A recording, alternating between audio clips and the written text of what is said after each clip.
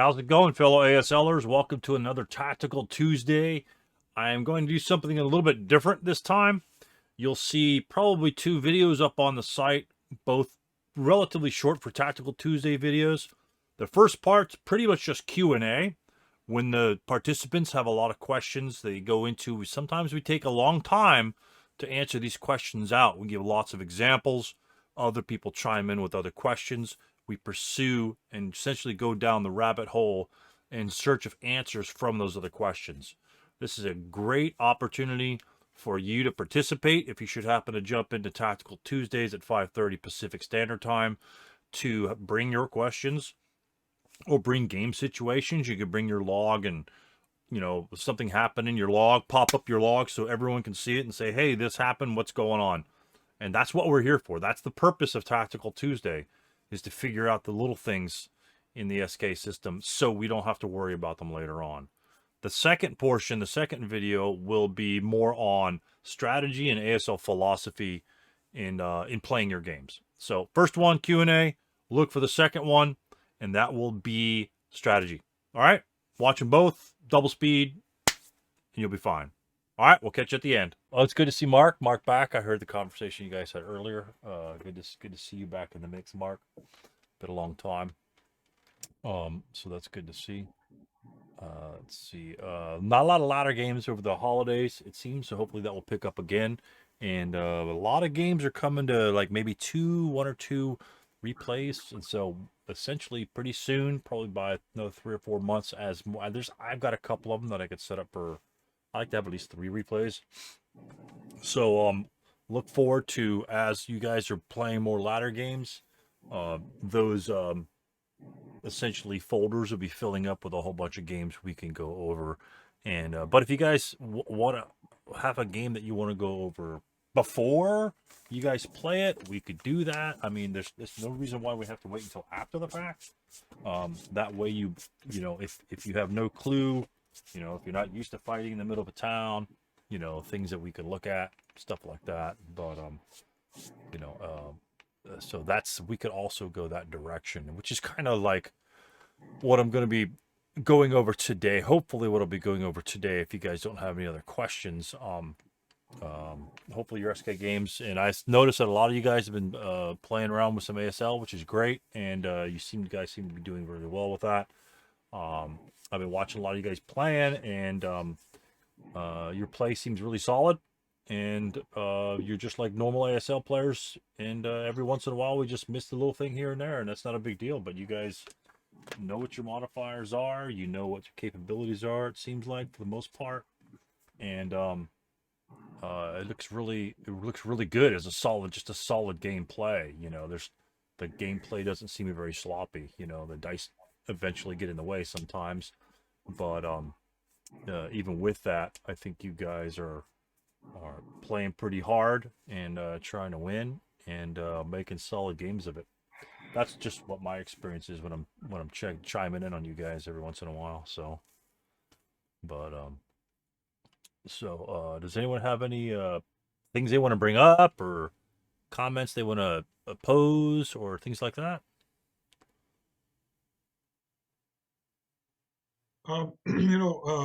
Stu, I think I'd like to bring up one. I'm getting into tactical Tuesday. I guess we don't have a board loaded.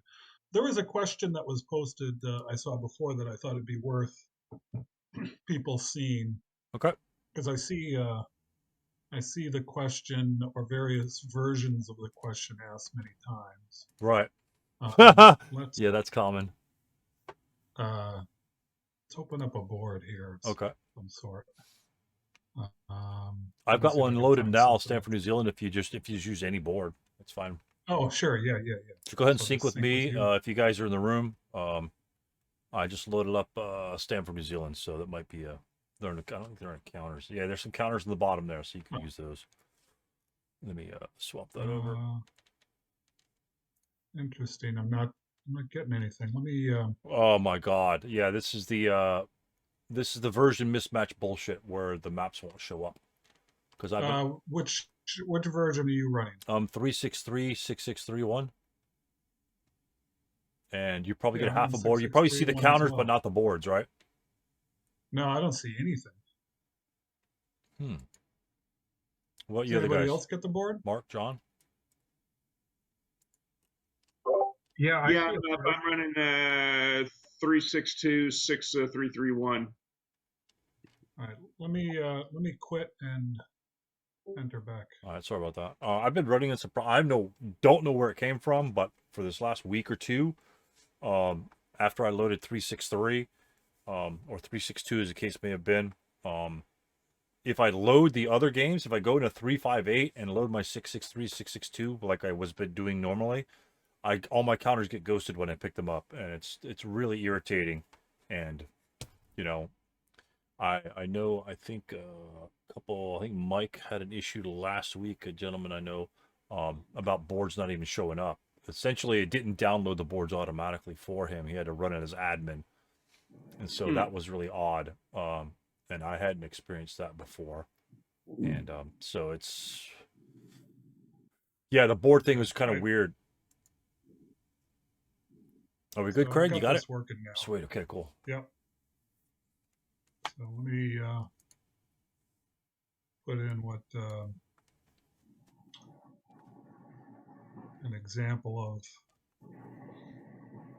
what they were faced with here.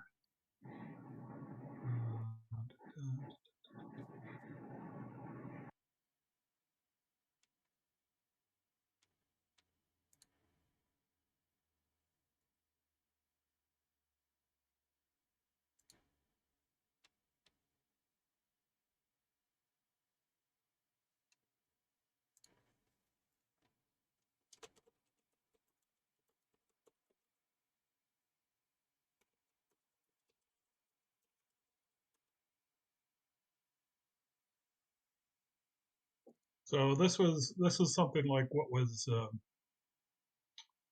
um, in the question. Okay. So the person had I guess must have been the American player, whatever, fired into the melee. That was and an American squad broke and the German squad broke, right? And the Okay. American half squad was still in there, Okay. and there was an American squad adjacent. So the question was, in the route phase, what happens to the broken units in melee? And the short answer is pretty quick. It's nothing. Right. But it's, I mean, they stay there in melee. But oftentimes you'll see this question, various versions or scenarios or situations kind of similar to this are brought up Right. because you're sort of thinking, well, they have to route because they're adjacent to a good order unit. In this case, it'd be kind of like no question, because even though there's a good order unit or there's an unbroken unit in there, it's not good order because it's in melee. So no routing has to occur there. But the question always begs itself a little bit if you've got a good order unit adjacent to the melee. Well, it just has to be And unbroken, in right? what's that? It just has to be unbroken, not necessarily good order to route. Is that correct? If no, to it, a broken unit. So if it was, let's take this as an example. Um,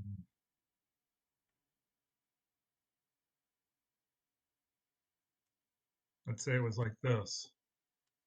The American unit's broken here, and there's two unbroken units there, an unbroken German unit. But the German unit is not good order because it's in melee. So this American unit does not have to route. It may stay there. Um, The rules do state good order. uh, Let me find the it, reference. I'm just looking at the routing. So top page 16. But it still may not be adjacent to an unbroken known enemy unit at the end of the route phase. Oh, okay. Okay.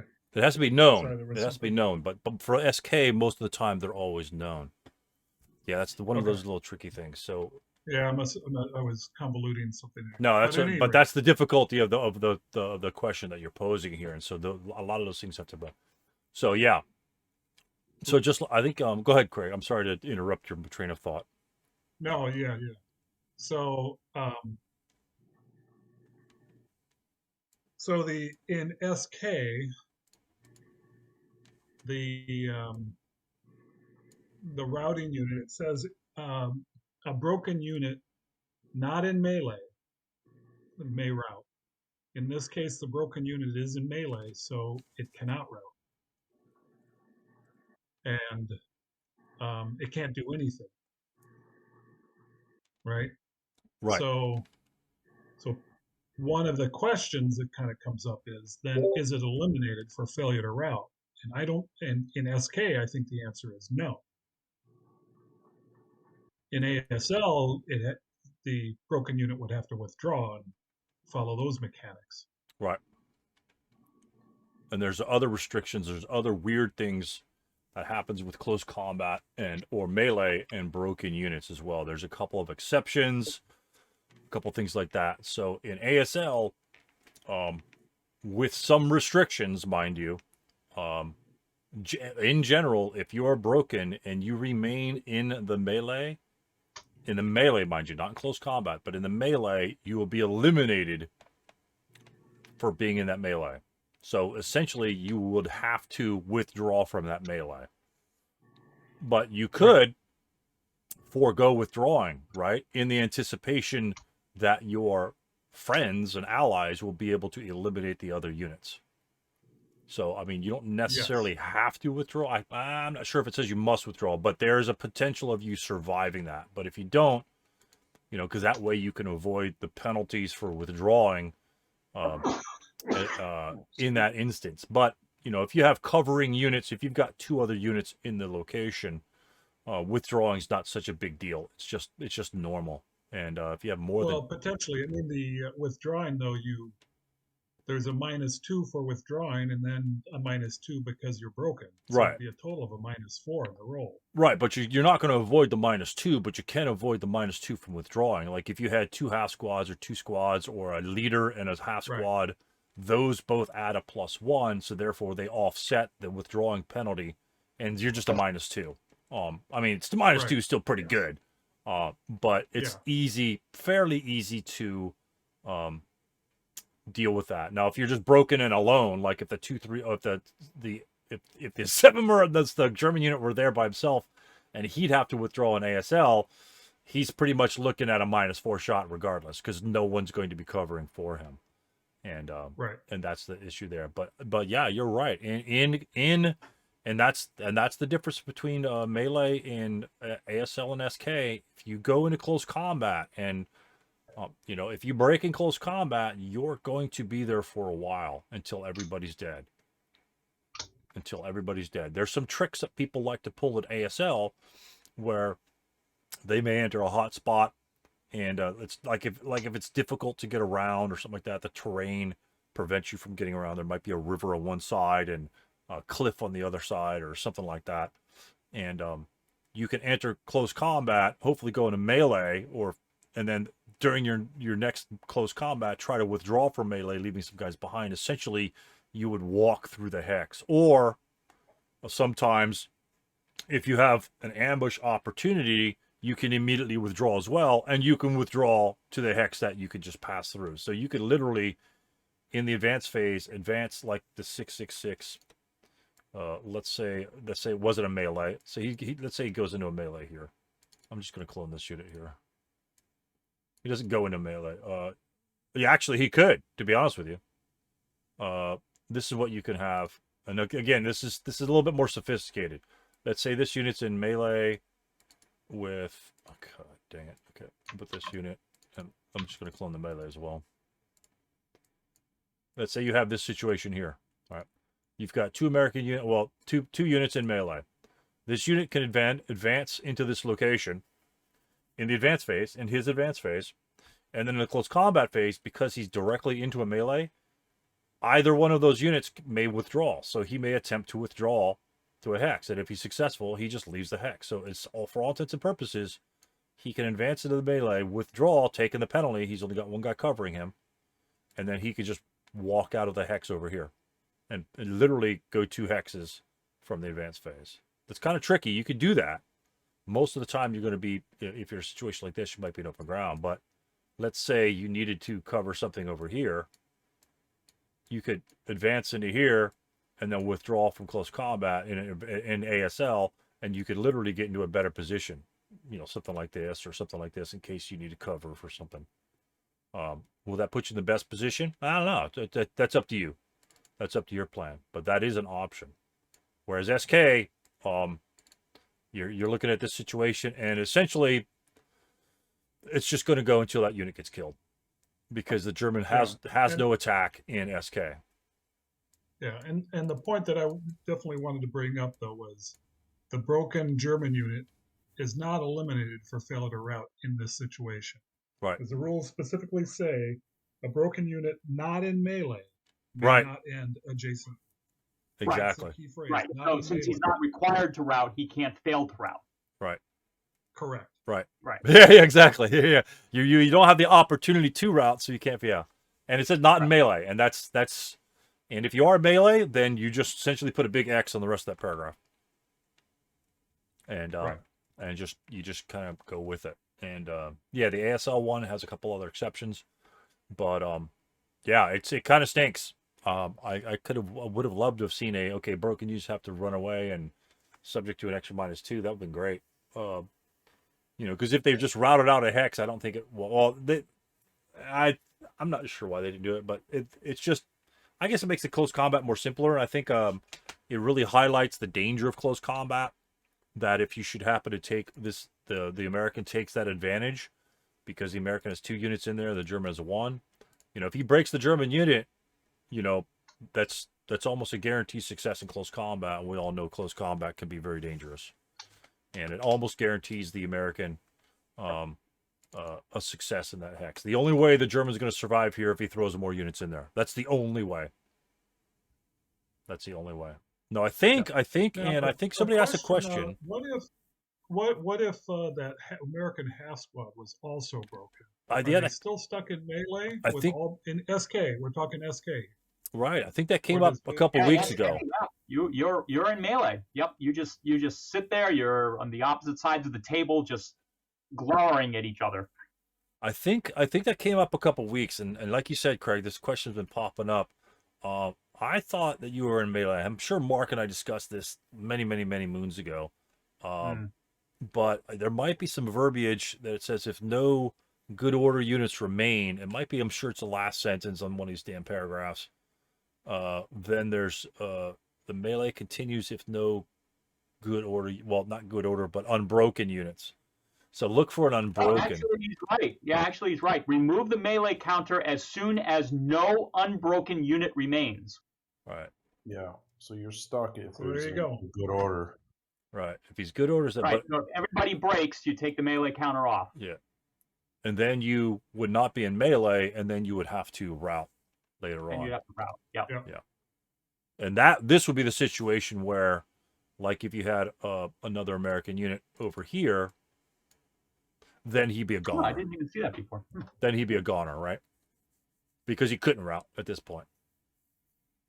Right. Yeah. That would be. Yeah. That would be my impression. Yeah. During the route phase, he has to route. He can't route. Now he's eliminated. And oddly enough, and one thing you could think about, remember, gentlemen, it's all about a game and using the mechanics, right? This is in melee. Let's say this is like a strong unit, a very strong unit. And oh, is that a half squad? Let's say there's a full squad in here. Let's go. Right. Let's say there's a full squad in here. So right now the German unit doesn't get eliminated, right? Because he's in melee with a unit. It might behoove you, if this guy's got nothing else to do, I mean absolutely nothing else to do, fire into the melee again. Break this unit. This broken morale is pretty decent. I mean, if you've got a leader nearby, he's going to rally depending on what the rally phases are. Now the melee's gone. Now the next route phase, that guy's eliminated without you having to roll. Let's say if this was a 2-3-6, and you're fighting like a What's the strongest unit? 548. So you're at 1 to 4 odds, right? So he's really never ever going to kill this guy unless you roll super low. I mean, 1 to 4. I guess it's like a 4 or something you need to roll. That's still pretty low, right? But your other guy, let's see, you've got, let's see, you got 2 668s in here, or 666s in there. So this broken unit is sticking all these guys in here. How do you crack that? This guy might has a really reduced chance of killing this unit. Fire in there. You might take some casualty. Well, these guys probably won't take casualties because they're 8. But if you could break this unit, then that will free the melee up and then eliminate him and free everyone else to come back into the game. As oddly as that sounds. But that's one thing you have to kind of like picture in your mind, how the rules are going to work for you in your favor. If all those units are broken, what happens? And just like you said, Craig's gone. Just like Craig had said, if this is a melee, you're stuck. But if it's not a melee, then this unit's going to be gone. And then we could have a leader standing by, Hell, we could actually just move a leader after that, after the fact. I guess you might be able, it'll be later. But just have a leader ready to be able to rally those units. They'll have to route, they'll route first. It might be a turn later, but if you're looking at a 2-3-6 or a half squad versus someone that's their 1 to 3 or like 1 to, because with our 1 to 4 odds or worse, and even though they're broken, you still need a pretty low roll. 1 to 4, he needs a 5 for casualty reduction. That's like a regular close combat, and so he could be sticking around there for 3 close combats. If you break him, that unit's gone in the next upcoming route phase, and then it's free and clear. You're free and clear at that point to do rallies or routes or whatever your case may be. So, but yeah, that's a good point in the close combat section. And again, it differs in ASL because ASL, this unit will be withdrawing. This unit, and if in this case, if the unit were here in ASL, let's see, break. If he does withdraw, he can withdraw to any accessible location because he has to exit a location, so he'll always be moving adjacent to someone, and then he can route from there. Usually, you're going to get destroyed anyway. Or what will usually happen is you'll go for the free kill. Because that's a minus. That's usually a minus. Well, it's at worst it's a -2, at best it's a -4. So that's the case there. Any other questions you guys got? Any other comments on this one here? Have you guys run into this sort of situation? How often do you guys run into it? Have you guys fired into the hex? I got a question for you, Stu. All right. Let's say these guys are in melee up here like they were earlier, or generally, and you had this guy advance in, and then he withdrew after close combat, and during close combat, I guess is what you said, right? Well, melee. There has to be a melee there. In melee. Right. Melee. So that's ASL. if I advance in here, I thought that means I am in the battle and I have to, roll snake eyes or 12 to get out? Nope. That's infiltration. There's withdrawal and infiltration. Oh, okay. So if you want to attack, you'd have to roll a snake eyes or a 12. A 12 would allow the enemy to withdraw. But you can advance in there, and then when close combat phase comes around, either any of those units can withdraw from melee in ASL. Oh. And so you could immediately withdraw, like if you had an 8-0 leader in there or whatever, or let's say a 2-3-6 or something like that. Right? If you had a situation like this, then this unit can immediately withdraw with essentially no penalties because you have 2 covering units that counters the -2 for the draw. And so the 4-4-7 is just like he's attacking the 6-6-6 normally. If he chooses to attack the 6-6-6, at 1 to 2 odds, that can happen. I mean, technically he could attack the 6-6-6 and the whole stack, any combination of whatever he wants to attack. But so in this case, there would be no modifiers against the 6-6-6 because you have 2 covering units. Okay, I don't know my rules yet enough I having trouble differentiating between infiltration and withdrawal, so I got to look at that. Thanks. Well, yeah, it's in infiltration. It says the unit may withdraw from close combat or melee. So then you If go you to know. withdrawal, and then you go through the withdrawal rules. But you can make there's two different actions. That is an involuntary withdrawal, or not necessarily involuntary, but that is a non selective withdrawal. That's an opportunity you have. It's sort of like a heat of battle. You can't like play for it. It Right. just happens. Like if you roll Snake Eyes in close combat, like you do in Starter Kit, you can get a leader creation. I think you could do that in Starter Kit. I'm not on my Starter Kit chart here, but it's just something that happens. But with the withdrawal, the straight up withdrawal from melee, that is a rule that is referenced from other from that section. So the mechanics of the withdrawal are essentially you have to you can't jump in, and you can't jump into another close combat. That came up as well. Somebody asked, "Hey, can I withdraw and then jump into here and attack these guys?" No, you can't do that. It's got to be an unoccupied hex. And if this unit were hip, like some SK scenarios, there might be a hip guy there. Well, not that you could withdraw, but if he withdraws into this location here, he gets eliminated. Oh. So, if there's a whole bunch of hip guys around, you might, again, decision's up to you. You might know that beforehand. But Okay, thanks. But yeah, just definitely read up on that and have that be clarified, because there is a distinction. One's you're rolling dice and it gives you the opportunity, and the other one is a choice. But they're essentially the same type of rule. The same mechanic is performed. So.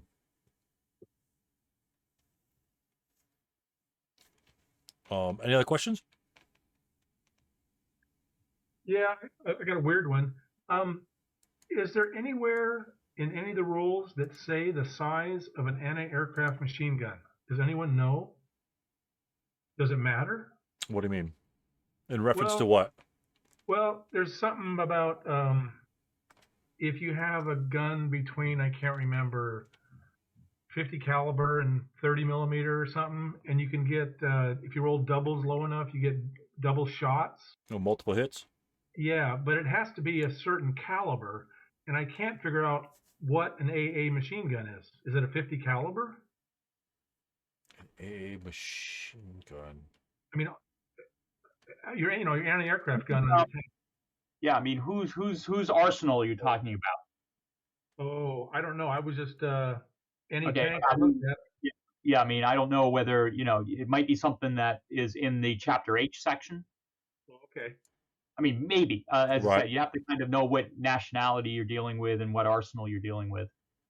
There certainly is differences between like light AA and heavy AA guns. But those only really matter when you're dealing with aerial rules, Right. shooting down airplanes. And there's Not a under I'll 40 mil. just have to pay attention to the nationality, I guess. And look Yeah, at I mean, if you next time you run into it, just make a note of what exactly weapon system you're talking about, and then we can look it up in Chapter H or something like that. right. Okay, 'Cause chapter 8. Okay. Right, Thanks. because when you state AA machine gun, the only AA machine gun that I know of is just one that's on a vehicle, Right. and it's obviously the third number or whatever like that. But like just exactly like Mark said, there's AA modes that you may enter, and that can be medium. I think mediums, maybe only heavies. Heavy machine guns, can be mediums, heavies, mediums, heavies, and then AA the guns. guns on AFVs. Right. Um, And certain main armaments on AFEs, it says MA main armament equals AA. You'll see that on some, but like Mark says, it's all Chapter H dependent. I mean, you may say, hey, that's kind of weird for that vehicle to have AA, and it only applies to when you have aerial targets, and most of the time, you don't have to worry about that. But yeah, you'd have to do, as Mark says, is just double check your Chapter H rules and see how it applies to the situation that you're dealing with. Okay, sounds good. Now, one thing that you want to note, if you're playing the ASL, because you have the cliffs, right?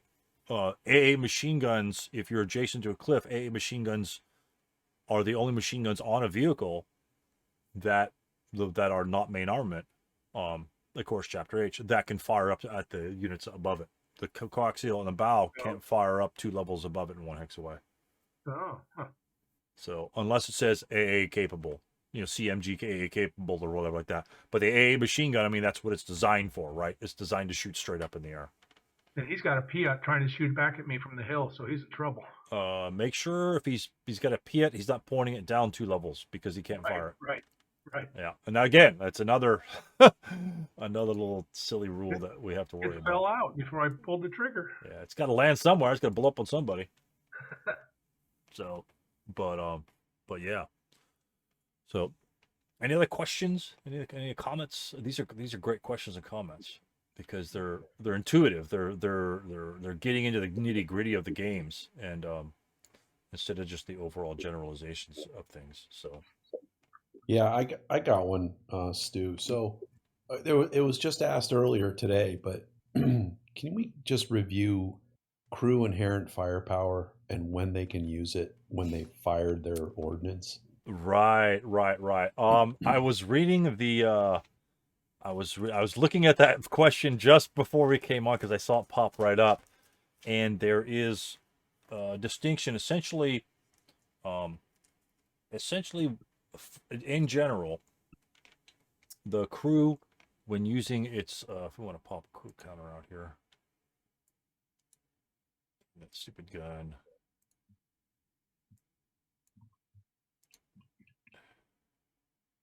I'm gonna go for sport weapon. Let's do sport weapon. And I'll just use one of these guys.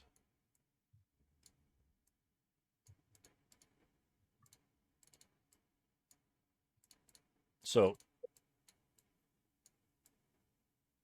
what you have to look at here is you have to go through the first fire section of your rulebook. So we know that the first thing you have to know is a full squad may fire its inherent firepower plus the use of 1 support weapon and still have full firepower from its inherent.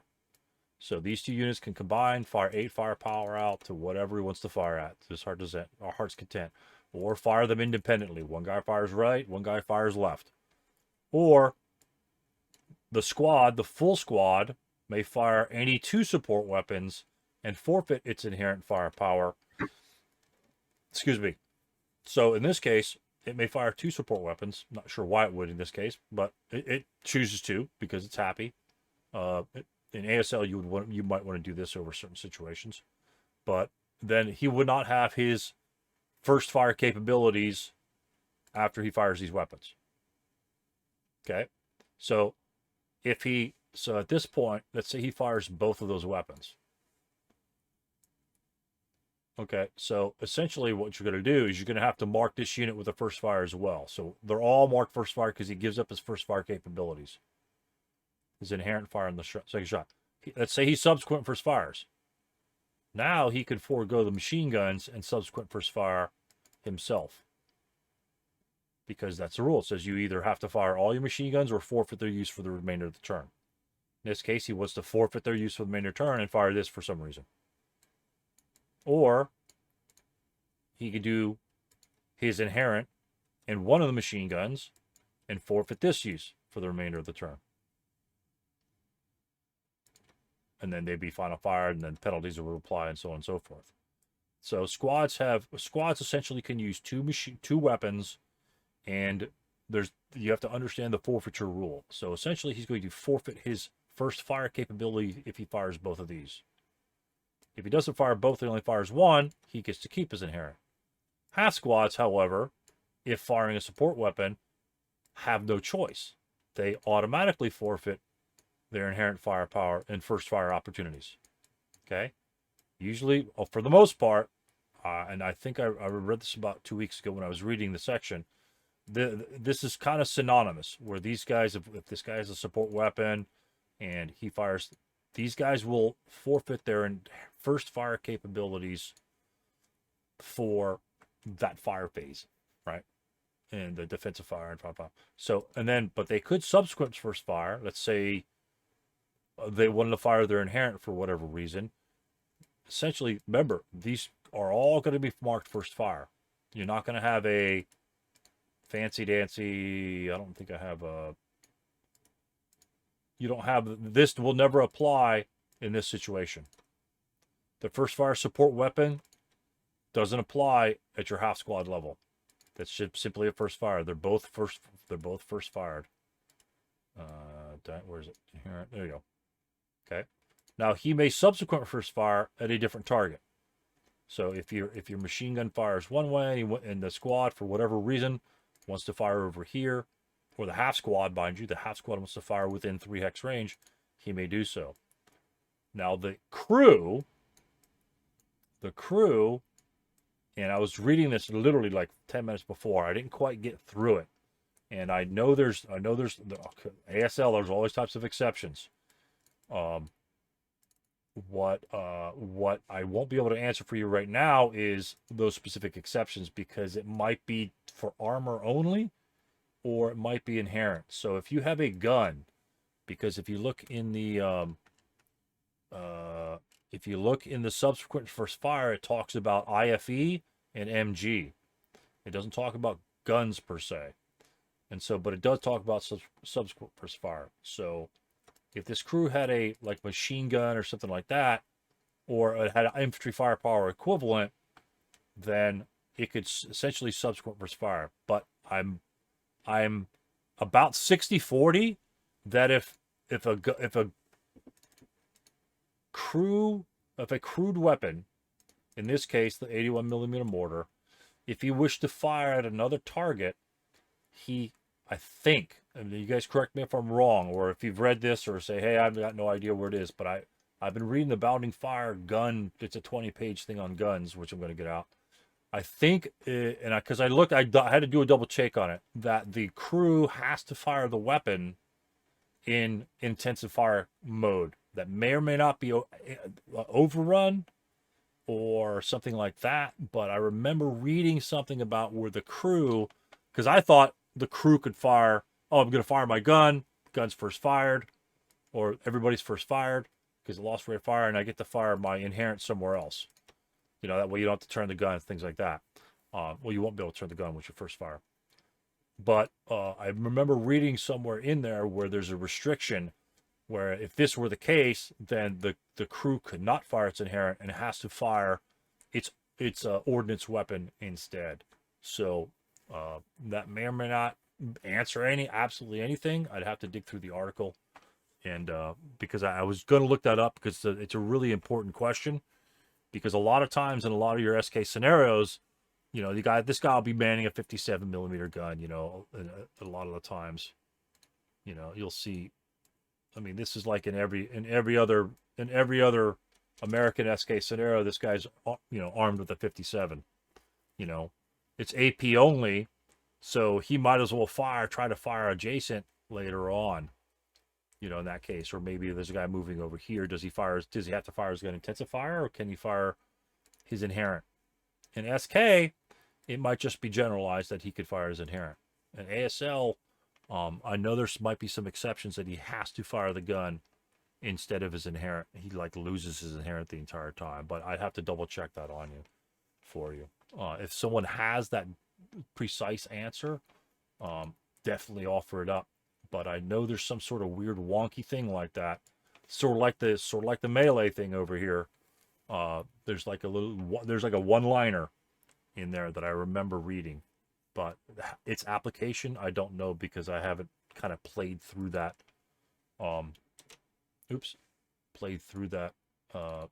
Situation all that often. Stu, I got a question on the back of the 57 where it says show information. Would you look at that? Yeah. Quick setup. It looks like it says Pi 5. What is that? Pi 5. No, it's a /7. /7. Okay. /7. All right. Thanks. So, right. So essentially, that's just HE7 in June. Again, June or July of 44 in Europe, and the 7 is I guess beyond that time. I don't know. You'd have to, again, chapter H. Yeah. So you get HE7 if it's later than June in Europe. So if it's European theater 44, you get to use HE, but you can't use HE in the Pacific theater with that gun until 45. But it's interesting to see the distinction with the discarding Sabbat with J4 plus E versus J4E. Yeah, actually, So yeah. just, J44, yeah, J44. yeah, just I don't know why they would change that differently, but yeah, definitely. But again, always look at your notes for your armaments, because there might be something odd like that star, right? What's the star mean on this vehicle, on this ordnance weapon? It doesn't have it on the back of this particular counter. It might have it back on the actual counter, but in this case, I would definitely reference the notes that you have, or get the notes from somebody, or have your opponent say, "Hey, figure out what that star means," because it means something, right? It's not after the 57, which means it would be a short barrel. No, it can't be a short barrel, long barrel, because the L. So the star means something specifically, and so yeah, I would definitely look that up, because that could be. That could be any number of weird rules that could pop into that. So, yeah. Just back on the crew question, where it came up for me was Monty's gamble, and to your point on the 57s, the Brits have the 57s, and I was rushing a 57 with a squad that had already fired. The crew had fired the 57 at a tank, and so I rushed it. And the question was, can they final protective fire against? I was adjacent by the crew. Right, the crew. I think I'm looking at the gun section. I think in SK that you can. Again, it's just a guess. I'm thinking that the crew can then final protective fire if it's applicable. If it's within like point blank fire or something like that. But again, I say obviously what I was reading was based on ASL, so SK there's a good chance the SK may or may not have that in there, and so it would just basically bounce back to the standard first fire, subsequent first fire, final protective fire principles. Okay. So, but yeah, that's a good distinction, and that's where if you happen to be playing both games, that you have to be careful to note some of those distinctions. One of those distinctions, not necessarily dealing with crews, but I've sent a question, of course, in like about 2 weeks now, probably more, to MMP about units becoming DM, and this came up a couple weeks ago when we were covering that one scenario and not so disposed with all the eight Italian tanks running around, about DMing the unit in open ground. And in SK, it specifically states that you, in the situation that I gave, that the unit is not DM'd, and people answering the same question in ASL think that he is DM, and I don't think that's correct, because I don't think MMP, well, I don't think of it that way for a number of reasons, but for the short of it, I don't think MMP would have something so fundamental as to be diametrically opposed between the two systems. It's like, you don't get point blank fire at SK, but you get it point blank fire in ASL. That's something key and core to that particular concept of routing, and I think people ignore the definition of open ground, and that's what I stated is, okay, essentially, does the definition of open ground as a fire attack apply, or does the definition of open ground in terms of being able to route apply? And so simply because it is during the route phase when you become DM, I would presume that the route phase definition of open ground would apply, but it doesn't state that. But it does reference a section in the routing section about normal range and interdiction, and that interdiction then goes back and comes out of open ground of the routing section. So how they and actually another question came up on interdiction. I'm not sure how it was resolved, because some of the personalities that were involved in it which get convoluted. I think it's come up here to us a couple times, and I think because they just pop up questions where a unit is concealed, and he moves to F8. Let's say you've got a mortar unit. Let's say this 57 is a mortar, and the 447 here is concealed. Of course, this could have. So he advances to F8, and they say, well, does he lose concealment? Because if the mortar fires on him, the unit doesn't get height advantage TEM, and so that TEM doesn't apply to that shot. So is it open ground or is it not compared to the mortar? And the QNA says that is not a concealment loss activity. Well, the definition of open ground in the concealment loss activity goes back to sort of like the routing open ground definition, and then I said, okay, that's all fine and dandy. If the unit, can the unit then, is this unit, if he were broken, subject to interdiction by that same mortar? And I think a lot of the guys are saying, yeah, he's subject to interdiction because the height advantage doesn't apply. While the interdiction and the concealment use the same rule to determine whether one is lost or whether one is subject to interdiction. So if you're not losing concealment, then that same rule applies to interdiction, and they seem to want to split it. And that's where people like to bounce between definitions of open ground, and you can't do that. Only one can apply in a given situation, and specifically states in concealment the open ground, and it references that 10 point whatever the 531 section of ASL, and then the interdiction is exactly the same section.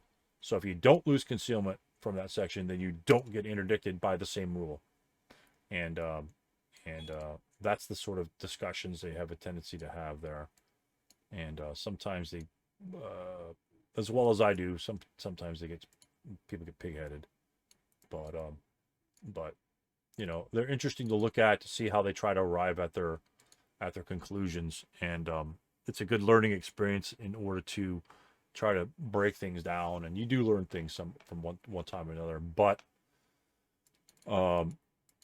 there's always a right answer and a wrong interpretation. Not necessarily wrong answer, but there's a wrong interpretation sometimes. And open ground is one of those interpretations, because the definition will change based upon what phase you're applying the open ground definition to, and that applies in SK as well, right? If you're firing a CX unit at a unit that's moving, if I'm firing this LMG right here and this unit over here, and he's CX'd,